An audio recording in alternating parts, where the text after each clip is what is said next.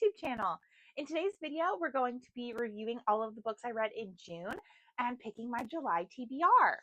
So we started the month of June off kind of wild, if I'm being honest. I decided I wanted to use the gap between the month starting and filming my next TBR video, reading As Good as Dead.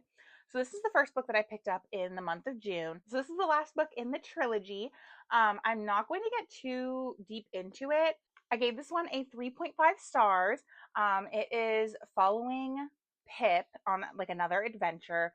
So the premise of the first book in the series is that Pip is a senior in high school and she needs to do kind of like a capstone project, I think is what they call it. And she decides to reinvestigate a murder that happened in her town of another high schooler about 10 years ago. This girl is murdered. Her boyfriend is found dead in the woods with a suicide note confessing that he did it. So easy, case closed, things are solved. But Pip thinks that there's more to the story, and so she decides she wants to investigate it. And slowly but surely, we've been kind of following her. The second book follows Pip as she solves the disappearance of a friend. One of her friends goes missing. And in this one, Pip is getting mysterious, threatening messages to her. I personally was just not a fan of how this played out. I thought that it was equal parts too predictable and too not realistic, at all. If you like the show Search Party, I don't know if anyone has seen that show. I'm thoroughly convinced that it's a fever dream. I made it up. The first season, beautiful, loved it, great, amazing. Every subsequent season after that, everyone becomes the worst person you've ever seen in your life. And this book series is that for me. I think that this book, actually the second book, is where it gets too adult for YA. I think that the first book, even, the way that that ends, if I would have read that when I was reading exclusively YA and I was that, age bracket, I would have been traumatized. I'm a true crime girly through and through, and I heard some wild ass shit. But when I was 12 in middle school, I didn't actively watch freaking Dateline. I wasn't into that yet. I didn't know how wild and how scary the world truly is. And so for these books to be as dark as they are, I feel like they should come with more intense trigger warning pages, because I don't think this one has any, if I'm being completely honest. Yeah, no. Not a single trigger warning. And to me, there should have been a lot, actually. Should have been a lot of trigger pages. And not in a fun way. Sometimes trigger warning pages, they're fun. These are not in a fun way. They're in a scary, spooky, because at the end of the series, Pip is still only 18 years old. Which, as a 27-year-old now, 18 is a toddler. You're a baby. And she's going through all of this shit, seriously. Which is where it kind of is okay, that's kind of unrealistic. But still, read it, gave it a 3.5, crossed it off my 25 book streak in 2025, and I can say that I'm done with another series, even though I don't know if I would actually actively recommend the series to anybody. Good times, good times. The next book that we picked up in the month of June was actually the book that we started when we started our cabin trip. So that was The Dark Night of the Souls. That one I ended up giving a 3.75, and the main reason for that is the pacing. I feel like the pacing was all over the place. Part one was trials, and homegirl was supposed to prove that she was the best at her slave camp, because the whole premise of the thing is that we have our main character, and she is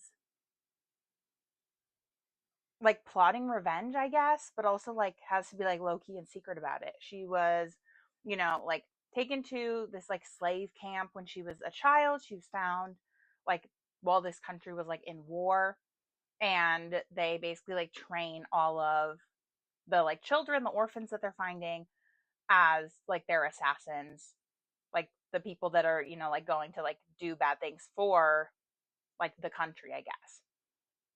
And so the first part of the book is about 120, 130 pages, I think.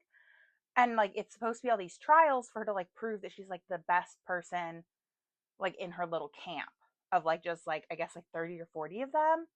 And then she's supposed to like meet up with the other best ones of the camps for the other slave camps that they have around, which like seems already enough like an interesting premise. Like this girl is already like hoping to eventually like leave her life as a slave, go back to her homeland and get revenge for, like how like things have gone wrong in her life, which like makes perfect sense.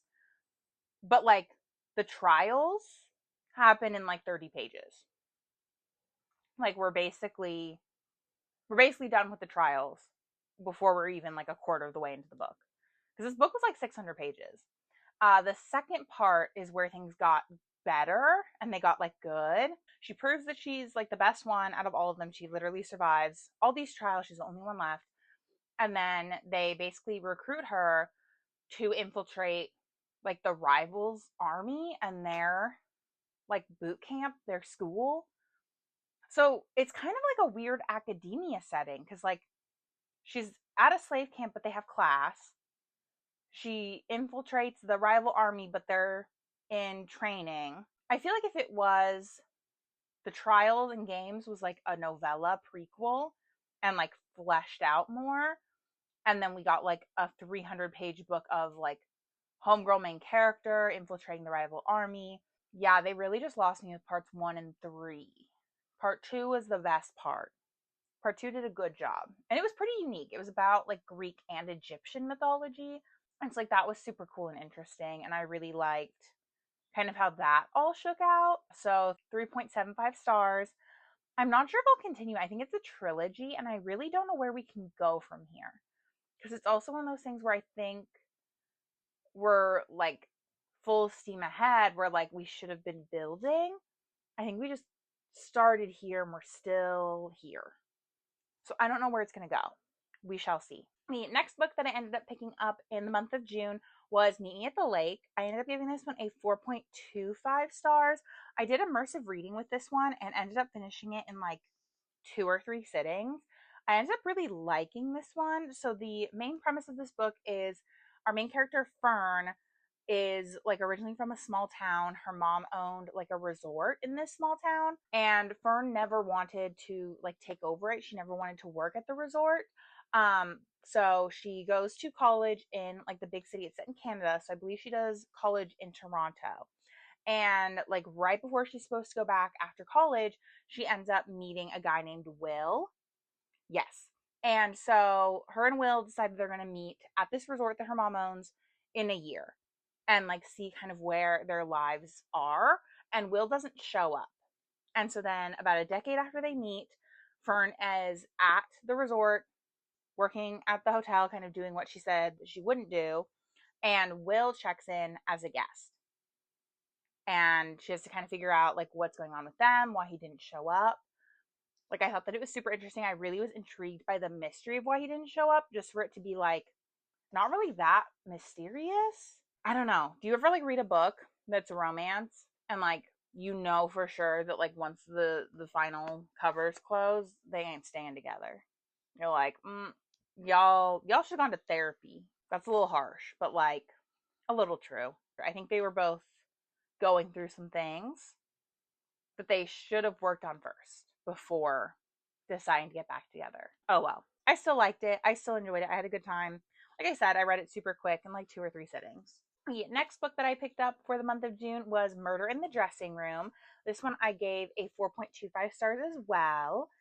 It was super cute, British, which I did not realize when I picked it up that they're British. The first half dragged just a little bit, in my opinion. I felt like Misty, our main character, kind of went into like a detective mode where she was like, I'm going to get a list of suspects and like start questioning people. But she didn't really give good reasons why her suspects were her suspects. Like instead of being like, oh, this person had a fight with the person that died, like that was one of her reasons for one of the suspects. The other people, she was like, they were there, so they're a suspect. And it's like, girl, someone could have said that about you. You were there. So yeah, that was like my only kind of qualm with the very beginning of the book is that like it took a while to weed out like actual suspects because she just like kept putting like people on her suspect list to have them on her suspect list, and I didn't really follow our logic with it. But I was actually very surprised by the twist in this. I thought I knew where things were going. I thought I knew who it was, and that was not the case. And I also liked how like other mysteries unfolded. So like the person who dies has like their will reading, and Misty gets something in the will, and she kind of has to figure out like what she's going to do with that. We have a kind of subplot of the person who died, like someone earlier in their career, and how they're like still entwined all these years later after having, like a public fallout. So they have to like keep any kind of like friendship relationship that they have kind of like a secret under wraps. So that was super interesting. I really liked how that all played out as well. And I'm excited to see like the next book in this series. I liked how it ended off, kind of like alluding to Misty's going to solve more crimes.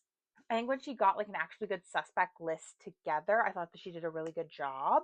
Like not really interrogating people, but like interrogating people. Like Homegirl's answering the tough questions, Homegirl's getting stuff done. And I also liked that she didn't like the way that the police were handling the case because it tied in with a cat burglar and someone who was like stealing like fancy clothes and jewelry, and like she was like very adamant, like, no, you need to solve a murder. And they were like, oh, we're gonna figure out who took the dress. And it's like, no, police, like, get your stuff together. A human's dead. Like, fix that first. So I did really like that kind of critique from Misty on how like the criminal justice system was not necessarily working in her favor. So that was really good. So now we're moving on to the books that I read during my 24-hour reading challenge. I believe this video would be going up before that video, if I'm being completely honest. But I'll just do like a super rapid fire on what I thought. So the first book that we did in the 24-hour reading challenge was Rebel Witch. This is the sequel to Heartless Hunter, the second book in the Crimson Moth duology. I gave this one a 4.75 stars. Really enjoyed it, but I just enjoyed the first one a little bit better. And I'll dive deeper into that, like I said, in my 24-hour read challenge. After that, I read Pole Position. This one is an F1 romance. Ended up giving this one a 4 stars. Felt like this one just did a lot more telling than showing. Like we go from this like hardcore like rivals to lovers, and there's like a solid like 60 pages where instead of like showing us them becoming lovers, we just get told like, oh yeah, they fixed their relationship. Like the last couple weeks have been really good, and it's like, okay, but like how, girl? Like what do you mean? What do you mean? That's, yes, that was my main thing with this one. But I did really like how the third act conflict was handled and wrapped up. And I also really liked, again, like I said, the dynamic of the rivals to lovers, since, like they're competing in F1. I really don't like saying enemies to lovers in like contemporary romances. But with this one, it actually would make sense to call them enemies because like they genuinely want the other one to fail. Like that's how like competitive they both are in nature. So it's kind of nice to see them, like have this competitive little rivalry going on in the beginning. And then by the end of the book, when they are like in their relationship, they're like kind of settling in. They're able to, like have that like cutesy, friendly rivalry instead of it being like as hardcore as it was in the beginning, because they're able to set aside their kind of goals and ambitions because they're together and they want the other one to be happy. So I thought that one was kind of cute. The next book that I picked up in the 24-hour reading challenge was The Seven Husbands of Evelyn Hugo. I ended up giving this one a 5 stars. I'm not usually a literary fiction girly. I don't usually love the kind of character driven stories, but I thought that this one, while being character driven, still had a lot of plot going on with it. We're following Monique, who's a writer. She gets sent by the magazine that she works for to interview Evelyn Hugo, who's like an old time Hollywood star, about these dresses that she's auctioning off for breast cancer research. And so she ends up going to meet with Evelyn Hugo, but Evelyn Hugo is basically like, hey, I want you to write a biography about me when I die, so I'm going to tell you my whole life story. And so I really liked how that kind of shook out, how we have like a bit of a then now timeline without it being like a super stark then versus now. We get little cuts of, like Monique asking Evelyn Hugo clarifying questions or talking about how hearing Evelyn's story has kind of affected her life. And I really liked how it kind of played out for Evelyn to be married all of these times. So I had a really good time with this one. Like I said, 5 stars. The last book that I got into in our 24-hour reading challenge was Shield of Sparrows. I didn't finish it, but I finished it, after the 24-hour reading challenge. Ended up loving it. I'm absolutely obsessed with this. Devney Perry does no wrong in my book. Like, I don't know why I thought there would be a world where I wouldn't be obsessed with this and I wouldn't just like scarf it down like super, super fast. 5 stars, absolutely perfect. So we are following Odessa, and she is a princess, which I thought was super cute and super fun, but she's not like the favorite princess. She has a younger half sister, actually. So her mom passed away when she was young. She doesn't really remember her mom or know anything about her mom. But her father, the king, remarried, had another daughter, and this daughter is kind of like the chosen princess. They need to like volunteer a princess to marry another kingdom to keep peace between their nations. And so there's like 5 nations that kind of, like rotate this kind of responsibility. It's her kingdom's turn to have a princess marry a prince from a different kingdom. And that was supposed to be Odessa's sister May. May was the chosen one. May was the one who went through all the training, all of the things to learn what the fuck to do.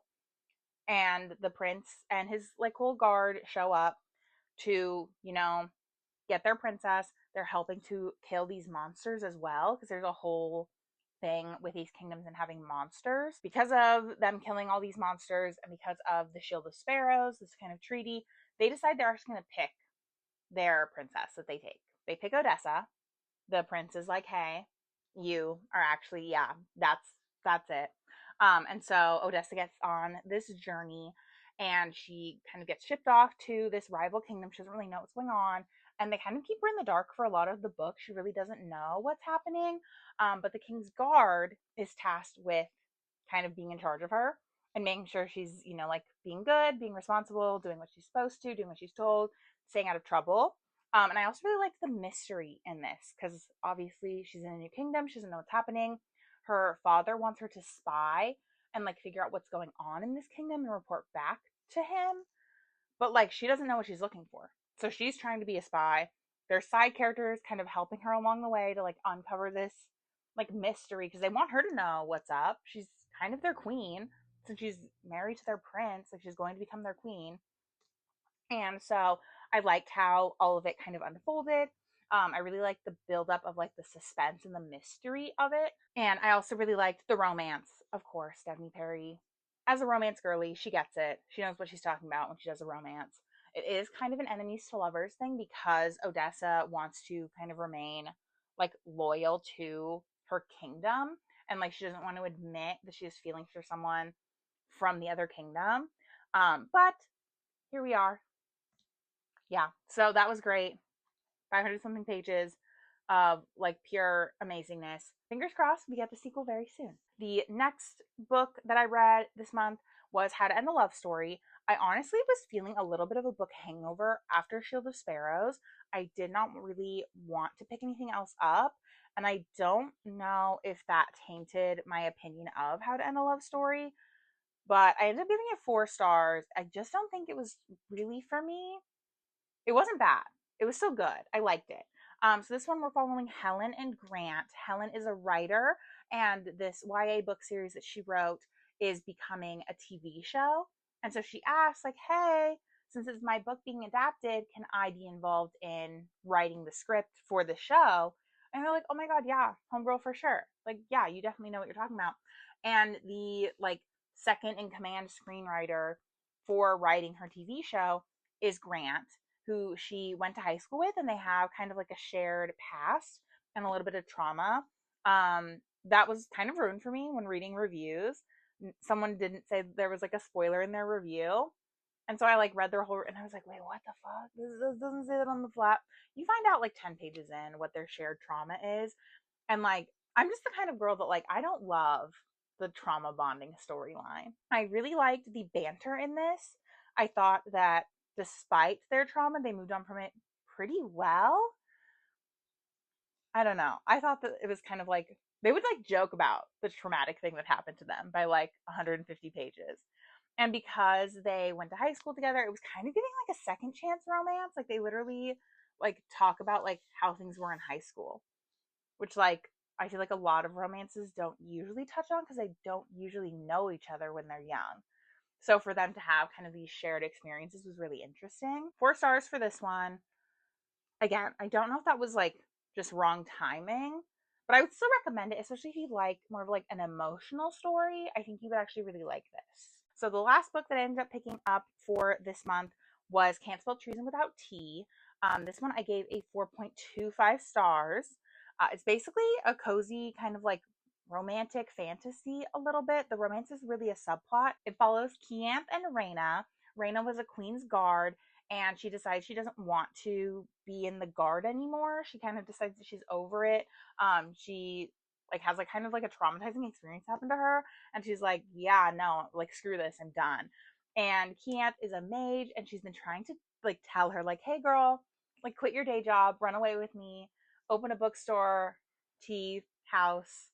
And Raina's like, okay, yeah, like we should actually do that now. So I thought that one was actually really cute. The one thing I didn't love is it was a little predictable, which I think is just the cozy genre, which is why I don't pick it up very often. It was very much giving Legends and Lattes in the sense of like things were going really well and I kept waiting for things to like explode.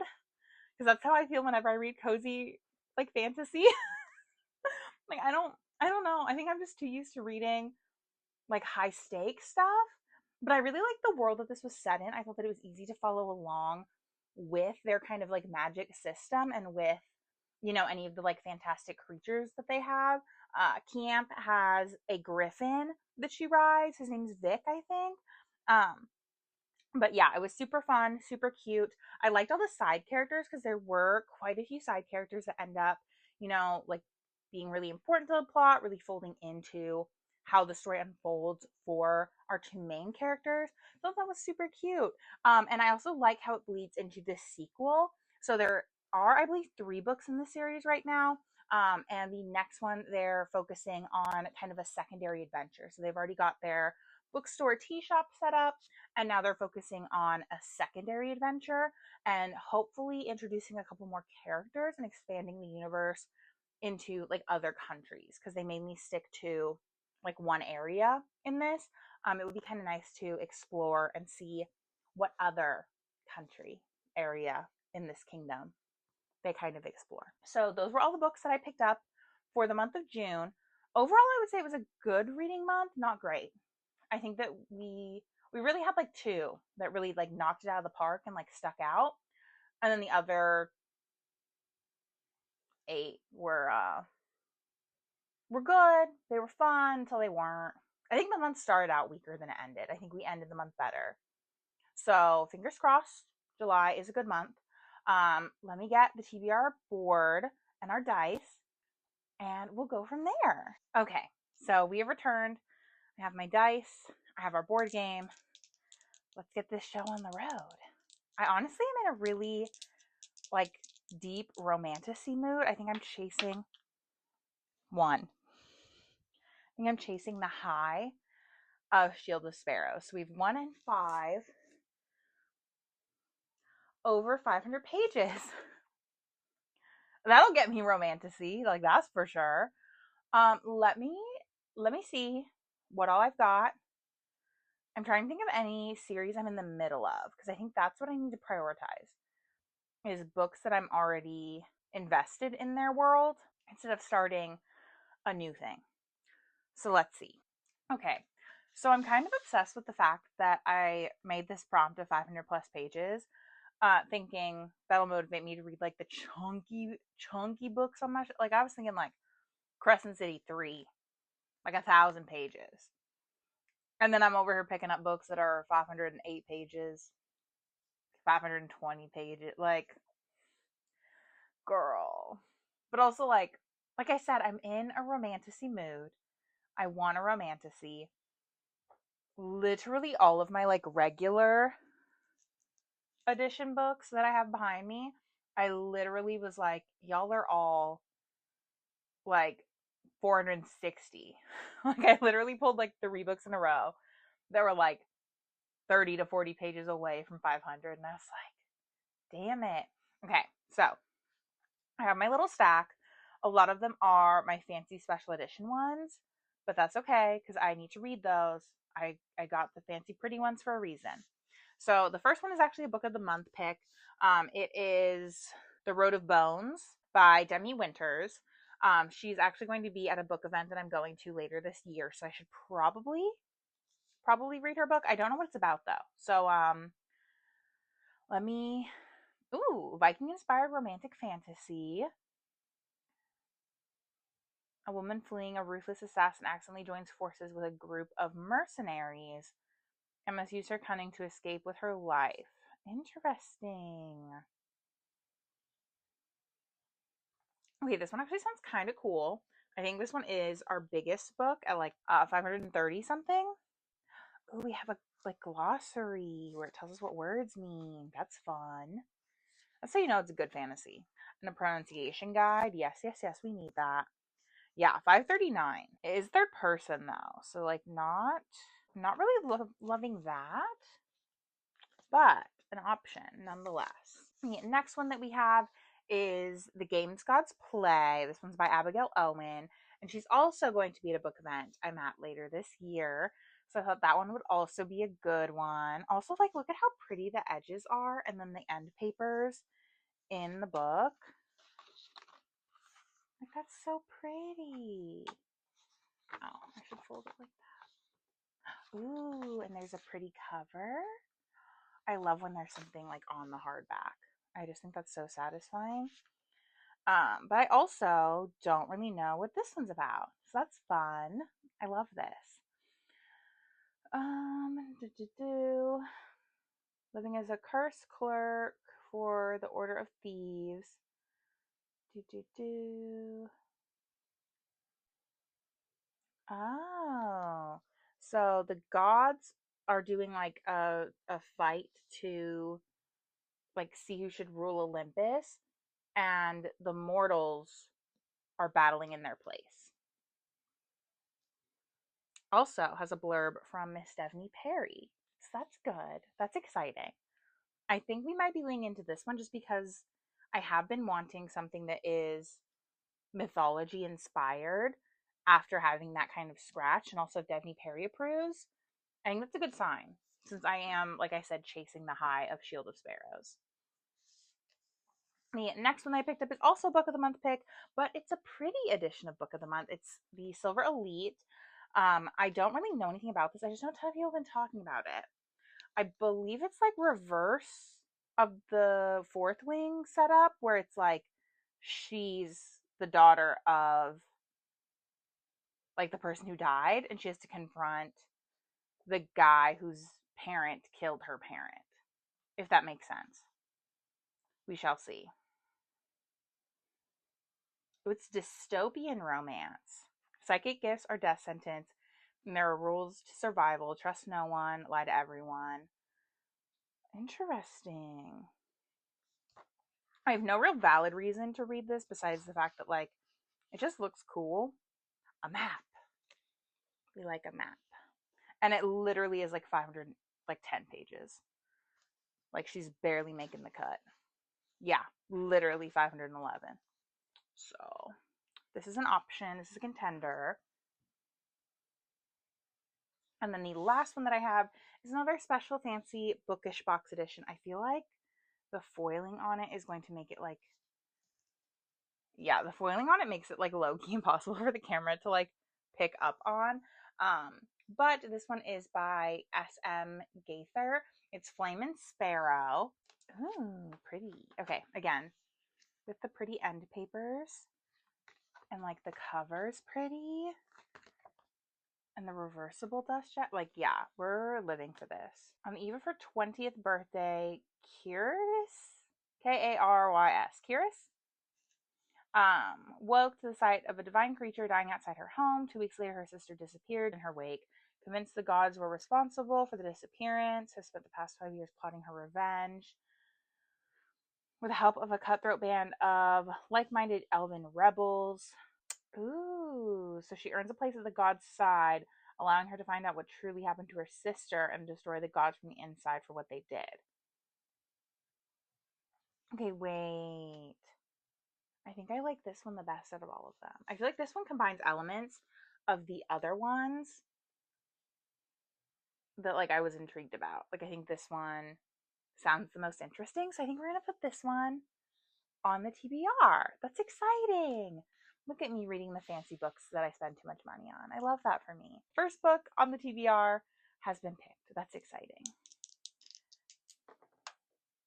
4 and 4. 4, 4. Red on the cover. Okay. We haven't had that one yet. That's exciting. I feel like I could have counted this. Well, it's orange. I think this might be too orange. I don't know. It's kind of like red and orange. Oh well, it's fine. I made my choice. We'll just have 2 red books on the TBR. That's okay. Let me go look for a red book because I don't actually know what red books I have. So this will be interesting. I'll be right back. Okay, I returned with my tiny stack of books with red on the cover. Again with romantasy. I don't think I'm gonna be in a romantasy mood forever, but while I'm in it, I want to knock some out. So we have Daughter of No World by Carissa Broadbent. Loved Crowns of Nyaxia and that whole kind of series so far. I believe we're getting book 4 in a couple of months. I think we're getting book 4 in August, now that I'm thinking about it.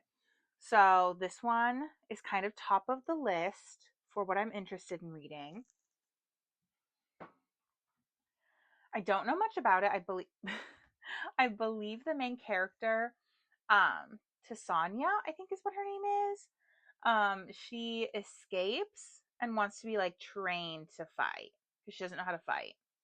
I did also pick up just like random run of the mill sports romance because I'm going to my first baseball game this month.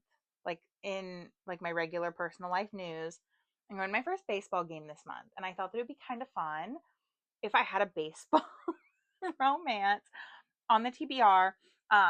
This quite literally just has the font of the title is red, but I was like, you know what? Red, it counts. I guess he's also wearing red socks, so that also counts. But what I know of this one is it is brother's best friend, and she is trying to, like, I guess, no, it's best friend's brother. Okay. Oh, okay. So this one is best friend's brother. She wants to pass along a note about her feelings to her best friend. It accidentally goes to the best friend's brother. And that's how we find ourselves in that predicament. Okay, cute. I like that. I think it's pretty short, sweet, to the point.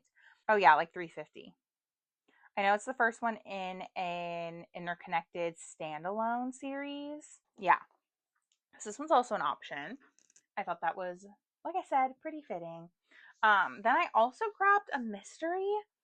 I really could not think of any other covers that are red besides this one at first. I literally was like, I don't have any red covers. Like this is literally all I've got. This is the sequel to The Housemaid. I really liked The Housemaid, but I don't love the idea of it having a sequel. I feel like the way that it ended was perfect. I don't think it needed to be continued. The Housemaid, we're following a maid who gets hired, and things are just not right with the family that she gets hired to help. It's like a mom, a dad, and their daughter. And like she just is like, there's weird vibes here. And so she's trying to uncover what the weird vibes are. The room that she's staying in only locks from the outside, so that's super creepy. So yeah, this is the sequel to that.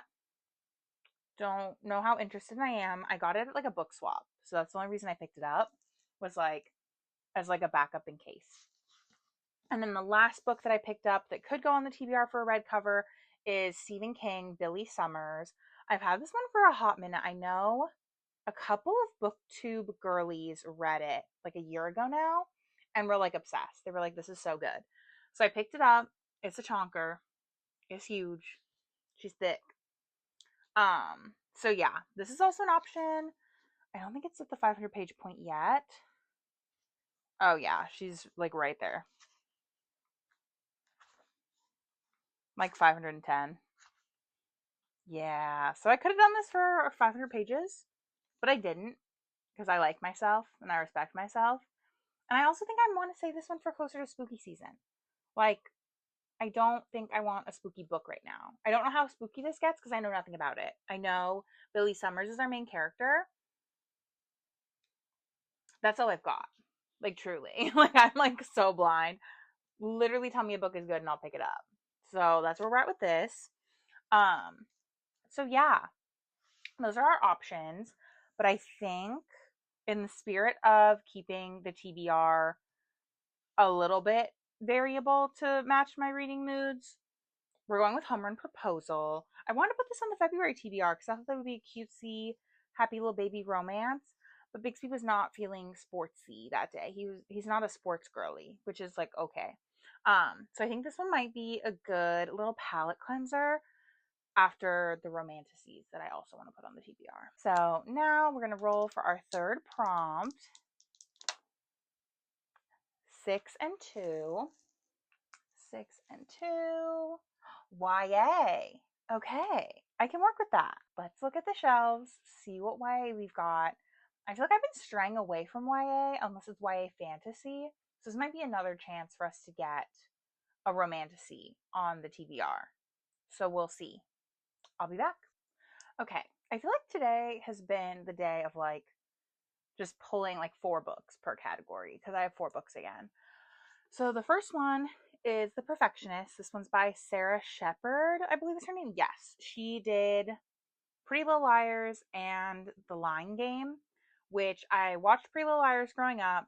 I read The Lying Game and was obsessed with it. So I think this one might be a good fit. I think I might like it. I don't know if I've outgrown it, but it is a little bit of like a mystery because I think that that's like the main thing that she writes. But basically, it's about a friend group. I believe there's 5. Yes. Oh, it's set in Washington. That's exciting. But 5 high school seniors. Yeah, they're driven to be perfect no matter the cost. At first, think they have nothing in common, but they discover they all hate the same person, rich entitled Nolan, who's done terrible things to each of them. So they come up with a plan for a hypothetical murder, and then he ends up dead the same way that they think that they would murder him. So I feel like that's super fun. I love how big the text in YA books is. Like this makes me so happy. I can knock this out in like a day. So I think that this one is kind of towards the top. Again, I said that I was in a romantasy mood. I have 2 thrillers and 2 romantasies, and I'm leaning toward both thrillers over the romantasies. So that's interesting. This one I missed when doing red cover. So she's coming up again now. She's getting a second chance. I looked at the spine and was like, oh, that's gray because the spine is gray. No, cover is bright red. I've read almost every other book by Jessica Goodman. She is the one that did They Wish They Were Us and They Can't Catch Us, I think is the other one. They'll Never Catch Us. Yeah. So this is her other one. I believe it's set at summer camp. Camp Alpine Lake is the only place where Goldie Easton feels safe. She's always had a special connection to this place even before she was old enough to attend. The camp is a lifeline of Roxwood, the small town where she lives. Alpine Lake provides jobs, money, and prestige to the region. Even with her tiny background, Goldie's never felt more at home than she does at camp. Now she's back as a counselor, desperate for summer to start and for her best friend Ava and Imogen to arrive. When a teen turns up dead in the lake late one night, she knows that the death couldn't have been an accident. So this one's super summery. I think that this one might be a good fit, slightly over The Perfectionist, just because The Perfectionist I feel like is going to be a very academic setting. This one's a little bit more summer. And then I also have 2 romantasies that I picked up. This one is Bring Me Your Midnights. I don't know anything really about this one. Tana Fairchild's fate has never been in question. Her life's been planned out since the moment she was born. So it looks like her coven wants her to marry some guy. And she misses the midnight ritual and makes a friend named Wolf. I don't know. I'm not really feeling witchy coven-y books right now. Like, I want romantasy, but I don't want witches. Does that make sense? And then the last one that I have is Four Dead Queens. This book, I swear I searched for this cover for like years because I don't like the new cover of it. The new cover has like a girl on it, and I just really hated it. So I literally like scoured half price books for a long time looking for this exact cover. And now might be my chance. I believe it's about, let's see how much of it I remember from all the videos of people talking about it. It's, I believe, about a thief, and she steals someone's like backpack or something. They're like rucksack. I don't know how fantasy this is. So I don't know if it's like it's got to be like modern-ish, cuz she steals someone's stuff and she finds a video of four of the realm's queens like being kidnapped and like captured. And it basically is like, do this and I'll free the queens. We'll see if that's correct. She steals a package from him.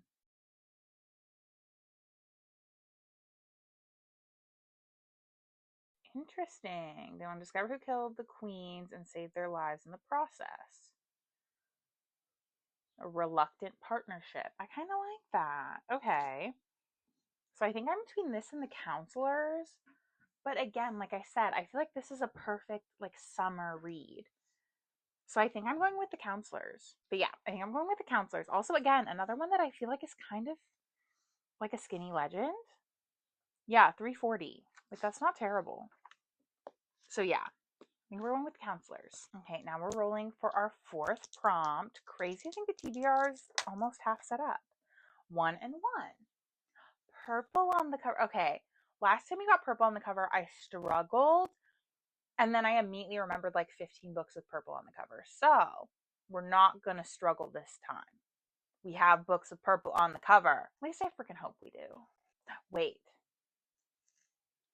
I know exactly what book I'm picking. If you remember correctly, last time we got purple on the cover, I struggled. I think I pulled like 3 books. I was disappointed in all of them. I ended up picking up Blood Like Magic, which I ended up loving. I did end up really liking that book. But after I did that, I realized I have this. She's purple. She's purple. Yes. So, because the fourth and I believe final book of this series just came out, I need to catch up. But I was not very impressed with the second book in this series, and I'm really hoping we can fix it. I'm really hoping. So, with purple on the cover, this is our fourth pick. Okay. Rolling for our fifth prompt. 5 and 1. I want yellow on the, oh, okay, I don't think I've gotten that one. I don't remember having gotten yellow on the cover, but I do like yellow as a color, and I'm excited. We'll see if it's on any book covers though, because I feel like that's a very niche color. So we'll see if we have any books with that color. Okay, be right back. For yellow on the cover, we're kind of all over the place, just a little bit. So the first one that I immediately thought of was Sounds Like Love. I literally just picked this up like last week. It's brand new. It's Ashley Poston's new release. It's the Barnes exclusive cover, so it's the different color palette. But I liked the yellow under the words, and I remember thinking that when I picked it up, I was like, oh, I like how the like words look 3D kind of. So this one, I believe we're following a songwriter. Yes, haha.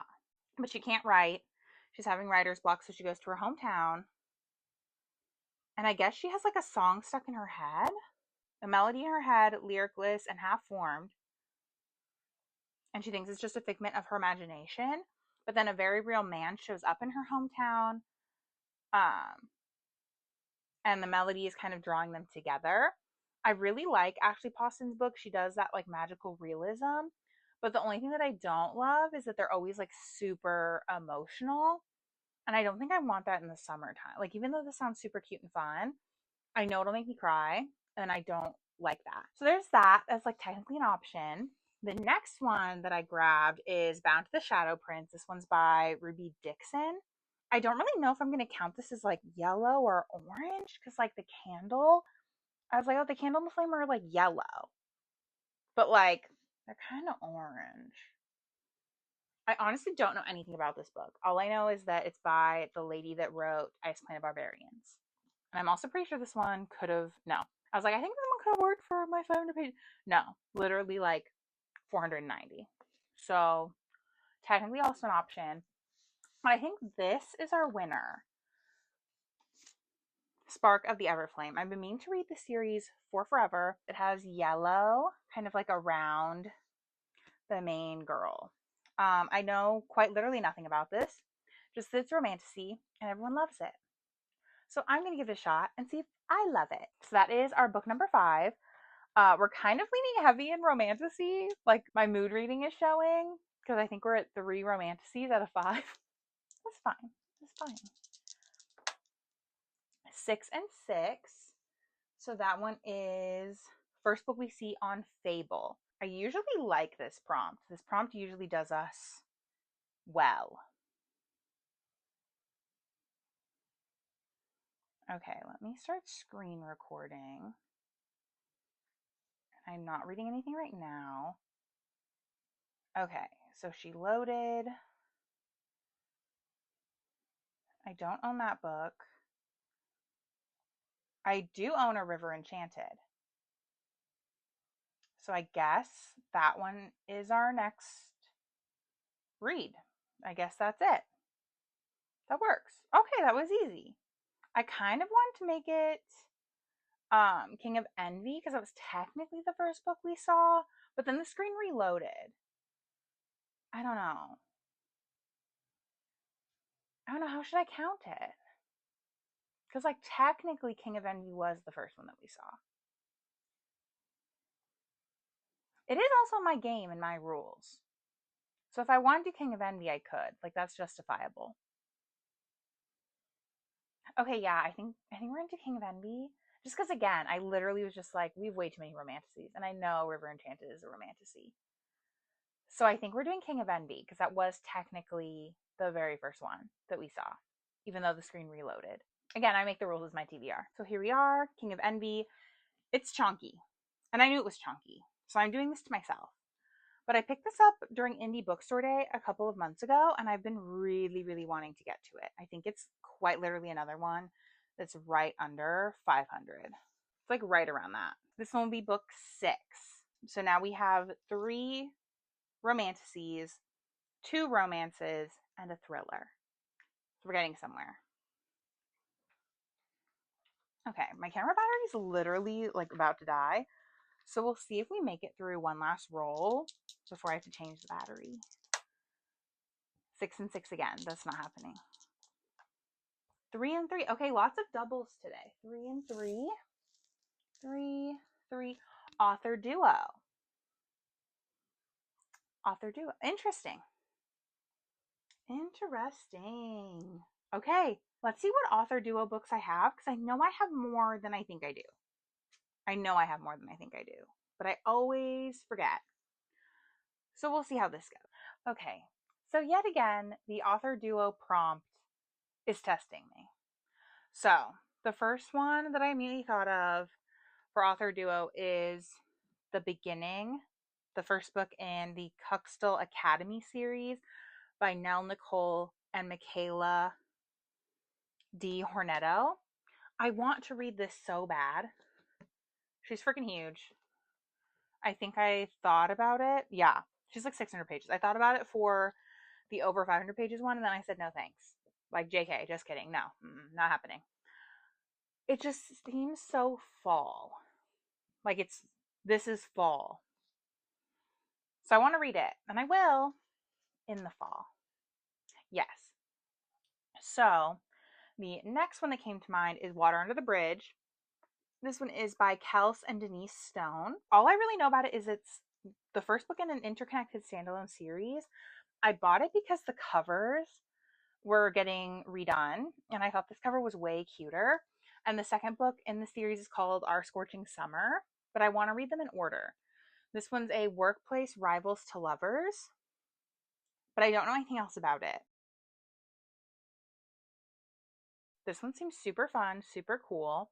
And then the other author duo book that I thought of was Dishonestly Yours. It's by Krista and Becca Ritchie, so another sibling, like sister author duo. And this one is about a girl who comes from like a crime family, and her best friend decide to run away. and the best friend's brother comes after them.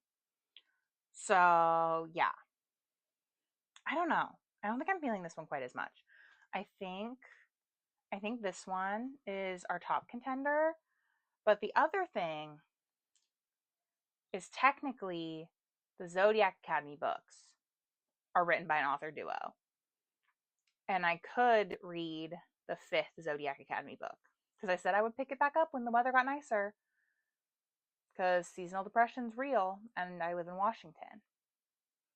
So this technically fits my vibe a little bit more, but also it's not on my 25 books to read in 2025. It's not a series I want to finish.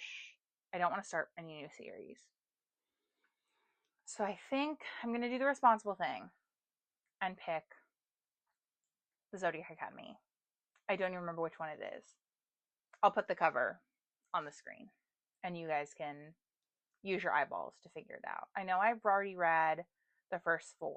I don't know the names of any of them. So we'll pick up Zodiac Academy 5 and that'll be on the TBR this month. Pray for me.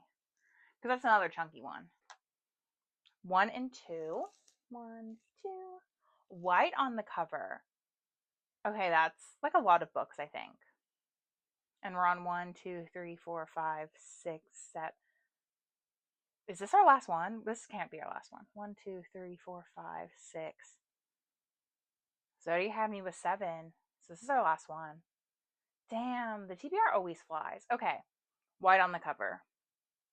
I shall return. If we're being completely honest, I think I shot myself in the foot by doing these for other prompts because these would have been the white covers I would have picked. But because I already picked them, I can't pick them again. So for the last book on our TBR, these are the things I'm kind of leaning towards. So I know we already have a baseball romance, but this one is a hockey romance. I don't know. I don't have any good justification besides like the title's in white. That counts. Also, the sprayed edges are cute. And I was like, I mean, who doesn't like another sports romance? Like that's fun. That's cute. Another, again, sports romance. Football. Playing hard to get. Yeah, again, no real rhyme, no real reason. The other one is another chonker that I forgot I owned. I actually could have put this on the 500 page plus one because it's 700 pages. If you remember the 9 Lives of Chloe King, the ABC show, this is the books that it's based on. I think there's 3 books in here. But I bought this during Indie Bookstore Day, like last year. One of the bookstores in Indie Bookstore Day challenge sells new and used books, so I picked this up. And then the last book is Glint. This is the second book in the Played Prisoner series. I finished the first one in the series earlier this year. I think that was February or March. Really liked it and really want to get back into it. And this is really the only like white cover I could find for like a single book that's not like 3 books in one or like a stretch where it's like the title's in white. Even though TBR is very romantasy leaning, I think I'm going with it because like I already said I was in a romantasy mood. Like, why pretend like I'm not? So I think that's what we're going with. I think that's going to be the final book on the TBR, which is wild to think we've already picked our TBR. That went by too quick. I think I blacked out for half of it. So let's go through all the books we're adding to the TBR for the month. So the first prompt that we got was over 500 pages. So we're going with Flame and Sparrow by S.M. Gaither. The next prompt that we got was red on the cover. And so for that one, we're going with Home Run Proposal by Maren Moore. The third prompt we got was YA. So we're going with The Counselors by Jessica Goodman. The fourth prompt that we got was purple on the cover. So we're doing Where Did You Go by Janine O'Reilly. The next prompt that we got was yellow on the cover, so we're going with Spark of the Everflame. And then it was the first book that we see on Fable. Kind of twisted that one just a little bit to get King of Envy. The 7th prompt that we got was an author duo, so we're going with the next book in the Zodiac Academy, book number 5. whatever that title is. And then the last book that we got the prompt for was a white cover, so we're doing Glint. Okay, this TBR is like absolutely crazy all over the place. We have 2 romances, 1 thriller, and 1, 2, 3, 4, 5 romanticies. This is fine. Everything is fine and cool and fine. Can I even hold this stack up? Like, it's literally all hardcovers. Oh my god. We'll see how this goes. Watch me like fall out of my romantasy reading mood like the millisecond I finish the first book on my TBR. And then like the whole rest of the TBR is going to be shot. But you know what? Worse things have happened. It's fine. I'll just find a different palette cleanser. Read like a mystery thriller or something. Because The Perfectionist actually sounded really good. I think if it wasn't so like school themed, I probably would have reached for that one over The Counselors. But The Counselor's super summery, so that's super exciting. Speaking of summer, let's do the sun emoji if you make it to the end of the video. I think that would be a good one. Yes, since we're going into July, which is also crazy to think about. Like, what do you mean it's July now? I mean, technically it's June 29th when I'm filming this, but when you see it, it'll be July, which is weird. Thank you guys so much for joining me for another wrap up and TBR. Okay, bye.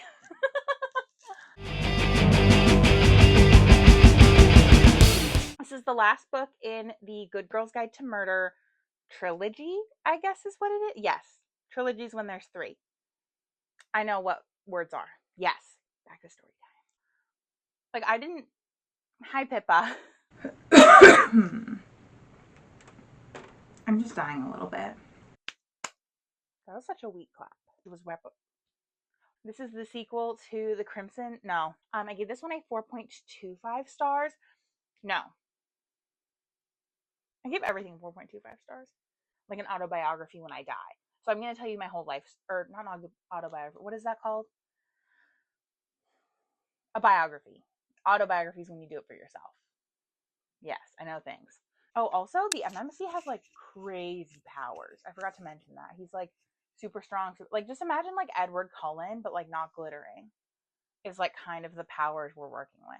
Super fast, super strong, like crazy, crazy shit.